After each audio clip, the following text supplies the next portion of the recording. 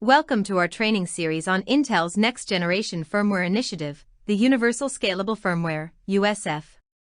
For this session we will dive a bit deeper into the Universal Payload. The Universal Payload is where we start building the USF interfaces and get some potential code reuse. The Universal Payload API is the interface for supporting different OS payloads and various bootloaders. This concept isn't new. Some bootloaders, like SlimBoot and CoreBoot, already support the payload concept. The bootloader code does the platform initialization, and the payload is the higher-level code.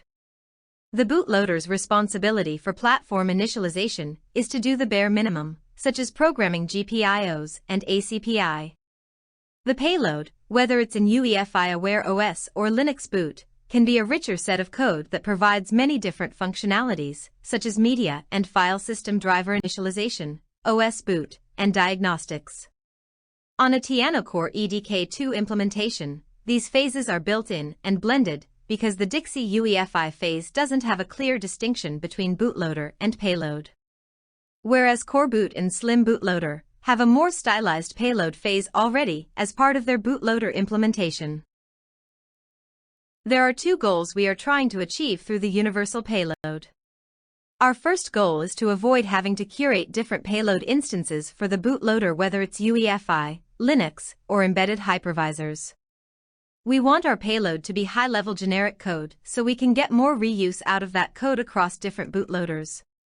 As mentioned previously, for UEFI payloads, we don't have platform-specific details. So, what's the value for creating different instances that code for different payloads?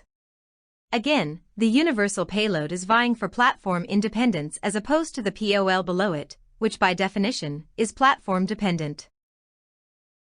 Our second goal is to be bootloader independent. The Universal Payload interface is often a large body of code, and we want to get that independence here such that we can abstract the various bootloaders as is on the right. The Universal Payload will interface with these various bootloaders and payloads, turning them into reusable boxes versus the one-to-one interaction we have today. It is the bootloader's responsibility to transfer control to the payload, and there are some assumptions of what silicon and subsystems have been initialized before the entry point of the payload. They include memory, processors, PCIe enumeration, graphics initialized, and more. Let's look at the image format section for how to interface with the Universal Payload. It has an image format with various sections named UPLD field. And then the information sections with the UPLD info. The format is using ELF, executable and linkable format. The Universal Payload has a well-defined entry point that takes just a pointer to data structures. Today, it's just the handoff blocks, HOBs, but as this effort is an open effort, there is potential for describing other data structures that would be of interest to explore in the future. So what's actually in this HOB today?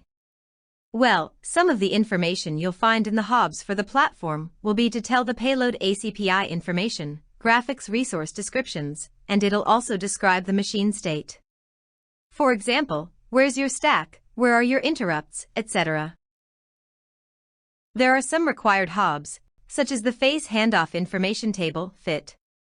Some of these resource descriptor HOBs are firmware volumes to tell the payload where it can find more content. Listed here are some of those required HOBs. The Universal Payload also has a well-defined header structure, with a signature field and specification revision, so this can evolve over time. Various attributes produce variable IDs, similar to the Intel FSP, and you can find all of this information and many other Universal Payload portions in the USF specification. What is the environment that the payload requires, and what are the input and output parameters? There is a Universal Payload handoff state. For Intel platforms, Intel x64 and IA32 specifications, it defines what some of the handoff state is. For example, the bootstrap processor, 32-bit protected or 64-bit long mode, the selectors, the state of paging, the handoff block state, some of the processor registers, etc. There are also the opportunities for other architectures besides Intel. They include RISC-V, ARM32 and 64, NIPS, and PowerPC. Again, since this is an open document and open source, this can be evolved for other architecture bindings.